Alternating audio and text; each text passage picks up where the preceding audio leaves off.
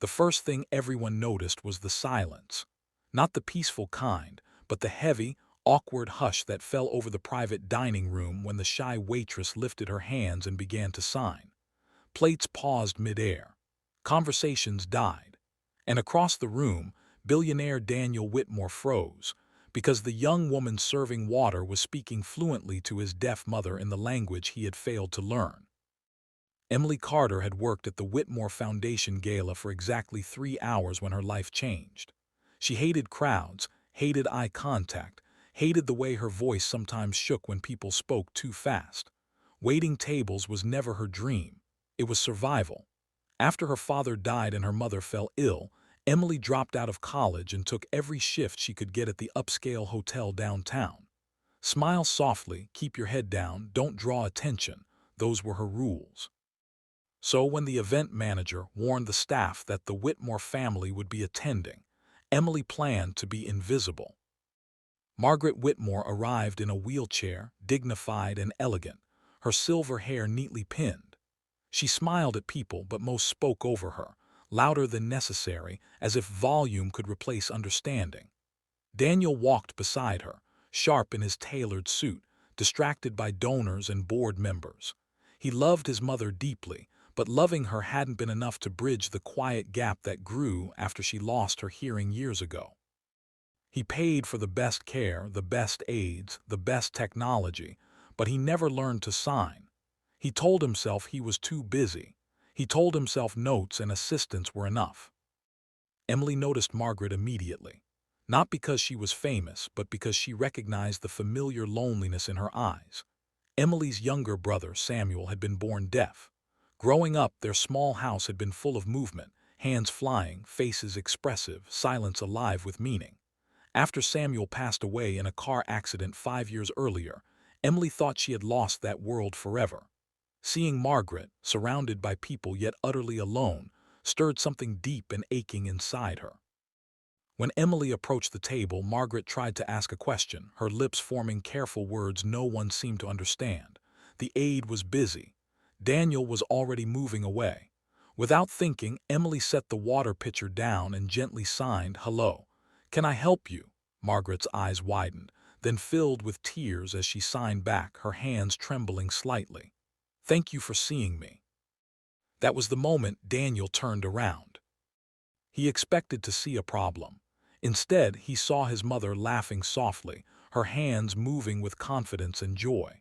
He saw a young waitress leaning in, completely focused, her face open and kind.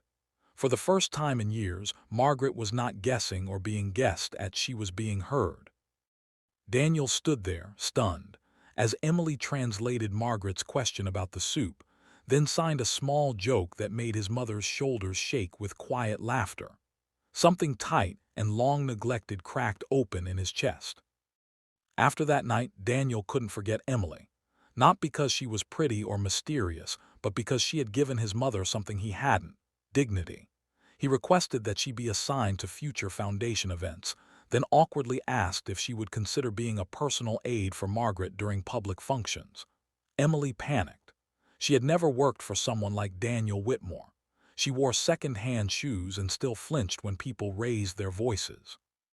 But Margaret reached for her hands and signed, "Please, I feel safe with you." Emily said yes through tears. The challenges came quickly. The media noticed. Blogs mocked the billionaire's pet waitress. Staff members whispered that Emily was out of her depth. Daniel himself struggled, torn between gratitude and guilt. Watching Emily and his mother converse so easily forced him to face his own failures. He tried to learn sign language but grew frustrated, ashamed at how slow he was. Emily, sensing his discomfort, gently encouraged him, never judging, never pushing. Then Margaret fell ill. A sudden stroke left her weaker, her hands less steady. Doctors warned that recovery would be long and uncertain. Daniel spiraled into panic, throwing money at specialists while avoiding the quiet room where his mother lay. Emily stayed. She sat by Margaret's bed for hours, patiently adjusting signs, sometimes just holding her hand when words failed. When Margaret asked for Daniel, Emily signed the request and went to find him. "He's afraid," Margaret signed later, tears slipping down her cheeks. "Tell him I forgive him for not knowing how." Emily took Daniel's hands that night and signed slowly, carefully, guiding his fingers. "She loves you, she always has." Daniel broke down. For the first time since his father's funeral, he cried openly, clumsily signing back, "I'm here, I'm sorry, teach me." Recovery was slow, but something beautiful grew in that hospital room. Daniel practiced every day. He embarrassed himself, he laughed, he failed, and he learned. Emily faced her own fears too, stepping into public attention, speaking at foundation events about accessibility and inclusion, sharing Samuel's story for the first time. The world that once terrified her became a place where her voice, spoken or signed, mattered. Months later, at a small foundation ceremony, Daniel stood beside his mother and Emily. No press, no donors, just family. Daniel signed his speech himself, thanking Emily not as an employee, but as the bridge that brought him back to his mother. Margaret pulled Emily into a hug and signed, "You gave me my son back." The room was full of tears, not of sadness but of healing. Emily eventually returned to school, funded quietly by a scholarship Daniel never took credit for. She still waited tables sometimes, still shy, still gentle. But now she stood taller. Daniel learned that true wealth wasn't silence filled with money, but connection earned with humility. And Margaret, surrounded by people who finally listened, smiled more than she ever had. The message lingered long after. Love is not about how loudly you speak, but how willing you are to listen, even with your hands, even with your heart.